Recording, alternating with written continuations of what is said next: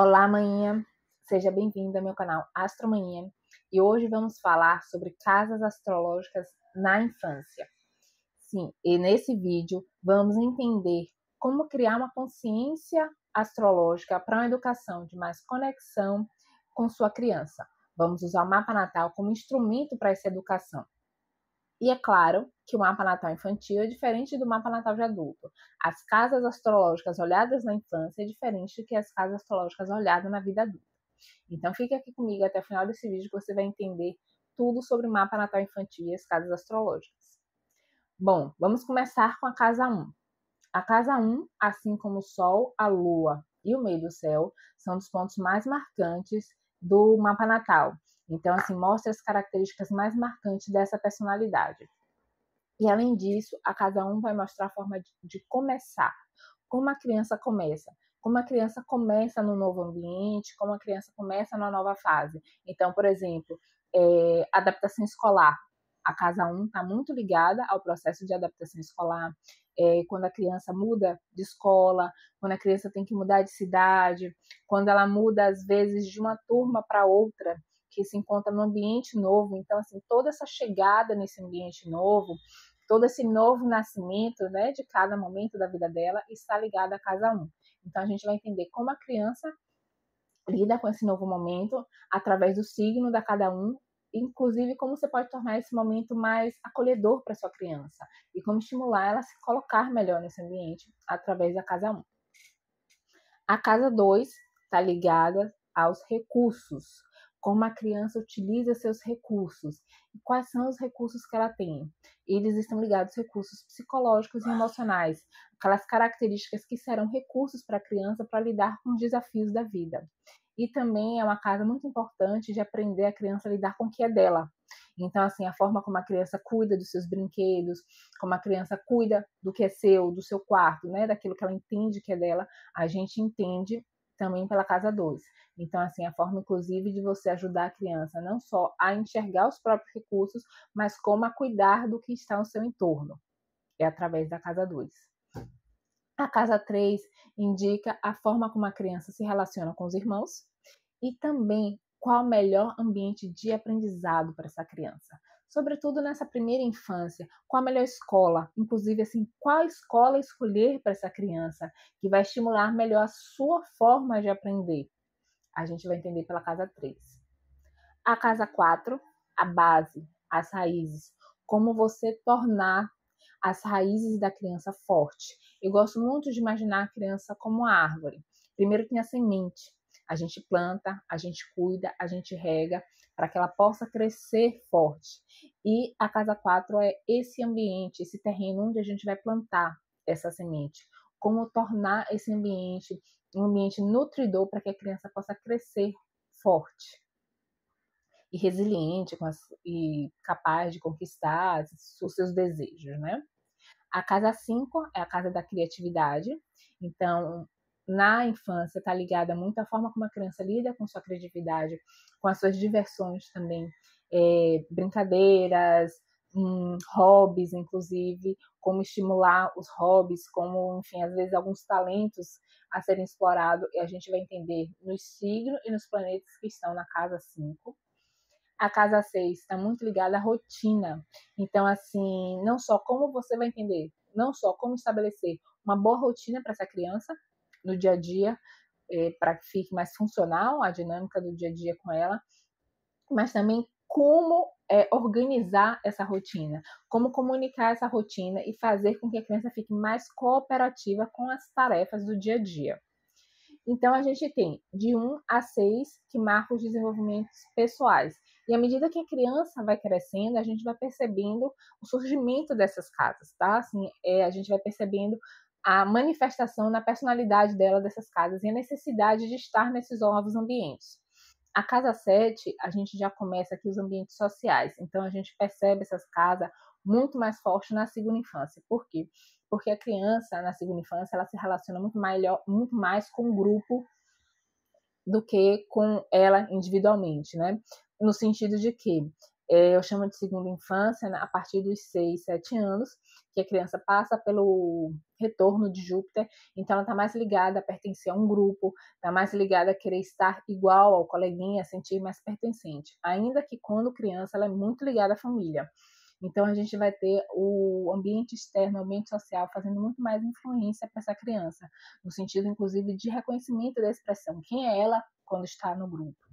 E a casa 7 simboliza a parceria. Então, assim, a forma de escolher os melhores amigos, a forma de se relacionar com aquele amiguinho, aquele parceiro que está sempre com ela.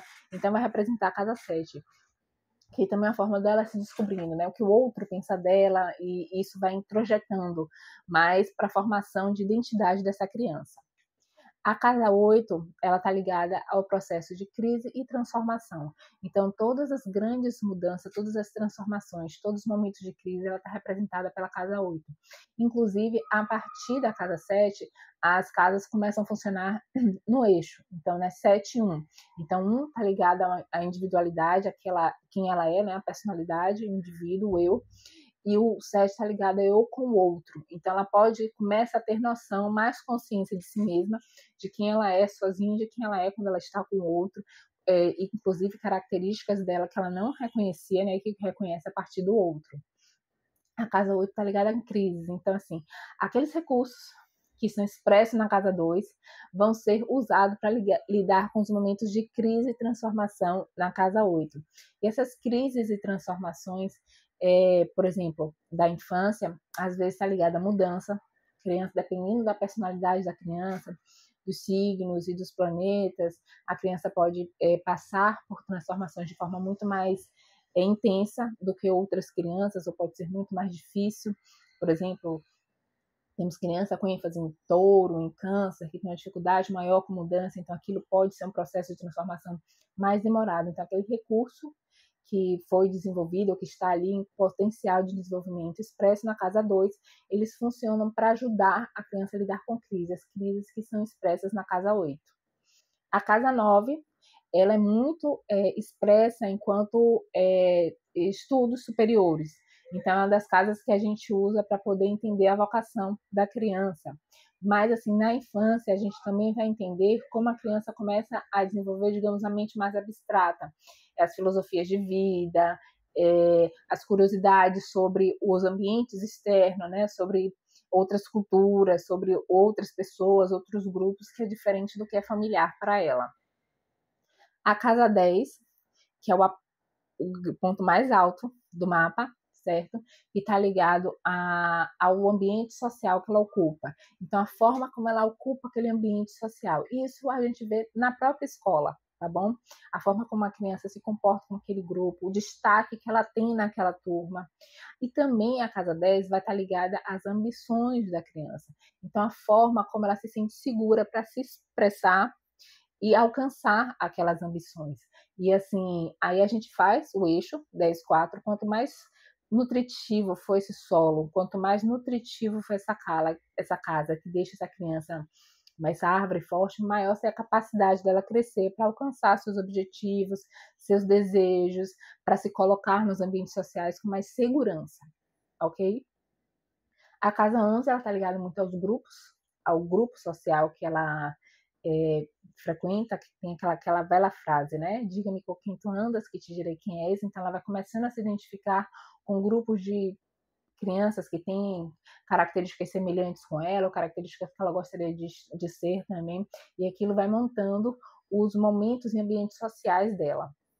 E a casa 12 é uma casa que eu vou falar mais profundamente posteriormente, porque eu considero um ponto sensível do mapa, porque fala muito de um processo de introspecção. E muitas vezes tudo que está expresso na casa 12, a criança tem mais dificuldade de ter consciência daquilo. Quando a gente é adulto, a casa 12 está mais ligada a nossos retraimentos, muitas vezes alguns medos e desejos internos. E na criança, a gente vai observar que os elementos que são expressos na casa 12 simbolizam potenciais que ela tem mais dificuldade de ter acesso. Então, vou fazer um vídeo especial sobre a casa 12. Mas aqui já está a mandala pronta para você entender cada parte da vida da criança, cada ambiente social que essa criança ocupa e o que ela precisa, porque à medida que você entende os signos e os planetas que estão nessa casa, você vai entender o que essa criança precisa nesse ambiente que ela está. Inclusive, que ambiente você pode proporcionar para essa criança para que ela possa desenvolver o melhor dos seus potenciais. Bom, me sigam aqui no canal.